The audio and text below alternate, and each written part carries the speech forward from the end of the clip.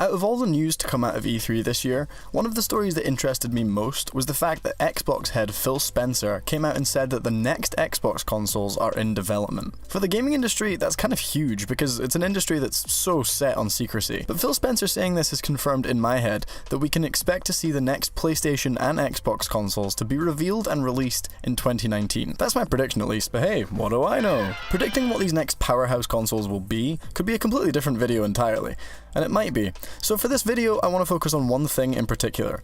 Will these next consoles read discs, or will Sony and Microsoft finally let the digital age take over? The answer to me is actually pretty simple. I seriously and honestly think they will take discs. In fact, I think they'll take discs, but judging by the many steps towards digital gaming that have been made during this console generation, I think it won't be long until disc trays are a completely pointless, outdated, and unnecessary expense. Just because I think there will be discs in this next console generation doesn't mean I think there should be. In fact, I'm a firm believer that there shouldn't be any discs. But the reason this is such a big deal is because discs, and in fact all physical forms of media, are dying if they're not already dead. Let's think about it. When was the last time you bought a newspaper, a CD, or a DVD? I'm telling you, discs and physical forms of media are dead. Video games are actually the last line of defense between us and a fully digital world. Video games are the only medium left that still try to emphasize the use of the physical form of that media. Why? Just why? There is no reason to continue with this. But the thing is, gamers are dumb, and all of the ones that I've talked to about this have all had the same reaction. Oh no, but I don't know, it's such a wee shame. I like having my wee box and everything, just like the old days. No,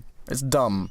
It's not a wee shame, it's the more efficient, environmentally friendly, and economically friendly way to do things. So you know what, without further rambling, here are the two main reasons I think that the next consoles should not use discs. Reason number 1. Practicality. See, gamers are stupid. We have this connection to the physical games like they're a toy that we bought when we were a kid or something. See, back in the old days, I say old days, I mean the PS2 era, you would buy a new game or you'd come home after a parent bought you a new game and you'd be so excited. Box art was mostly all incredible and there would be this thing on the back of the box called a blurb where you could read a short intro about the game that would actually make you excited to play. You'd tear into the new box and hear that satisfying click when you opened it up to see not only the game you'd bought, but this cool book called a manual that would teach you all about the game and how to play. Not only that, if you were lucky you'd get a CD or some stickers or a map. See, back then, games were worth owning in a physical form because you felt like you were getting something more out of the experience than just a game. Let's look at today. I could count the games on one hand from the PS4 era that have given me something in the box other than a disc. The one that really sticks out in my mind is The Witcher 3. That game came in a sleeve, which held a manual telling you how to play, and the box.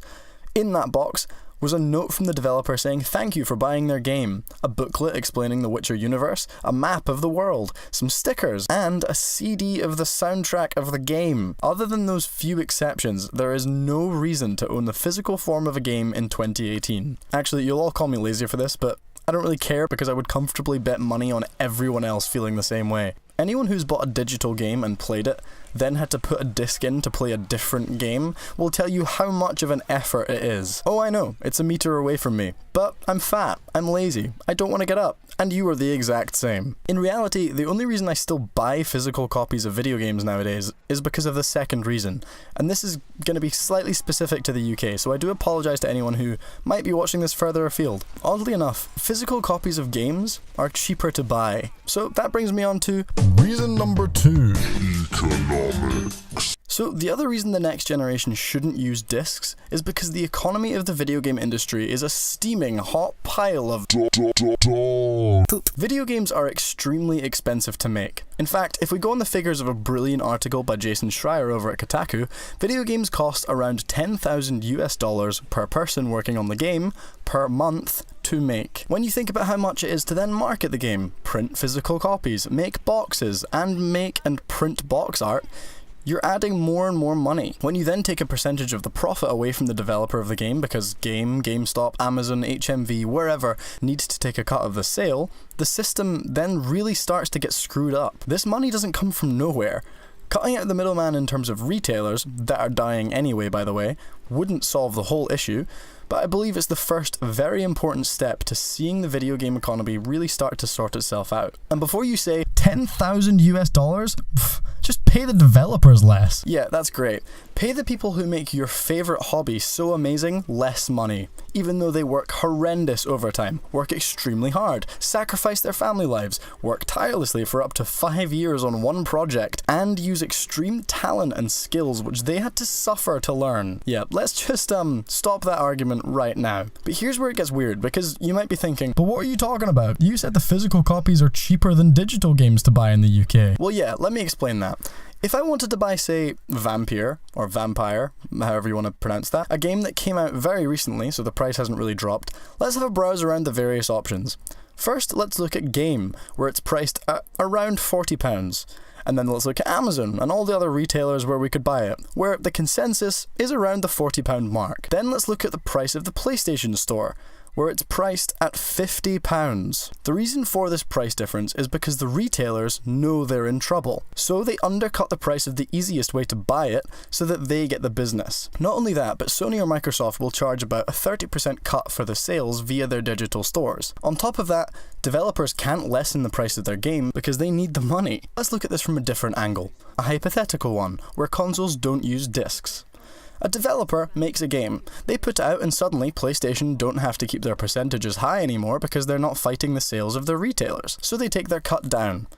The developer is suddenly in a new position of power where they can charge whatever they like for a game and not have to answer to a common retail price line, like we've seen until this point. Their game is a huge 100-hour experience that took hundreds of people 5 years to make. They know how much money they've spent to make the game, and they know how much time people will get out of it. They know how much money they need to break even. They charge 50, 60, or even £70 for their game because they know they can justify that price. People are big fans of the trailers and the concept of the game, and of the studio that's making it. So the game sells just as well as The Witcher 3 did. Then, a smaller developer, a team of 10 people, release a smaller platforming game that lasts about 6 hours. It's an accessible game that they know could be hugely popular. They can't justify the budget of asking 60 or 70 quid for their game, but they want to break even, and they want to make a name for themselves. They charge £10. Their game sells just as much as Rocket League. Suddenly, that team of 10 people has been skyrocketed, and they can afford to make bigger games, better games, and they now have a huge following. See how this potentially could make a huge difference? Some of you might hate the idea of paying more for a video game, but let's stop being heartless consumers for a second. Let's think about what we're buying and the effect that our purchasing power has just now. Because I hate to break it to you, it's not much. Standard price lines and these retail digital war spaces aren't good for anyone, especially not the developer. We need to consider the possibility of spending more money on a bigger game, because you can't expect to pay equal amounts for two games when one is a 5-hour experience and one is a 100-hour experience. I'm not saying this is the golden fix for the games industry, but it could be a huge catalyst in helping it develop. And look, if you don't believe me about this whole digital world being better stuff, I have one direction I could point you.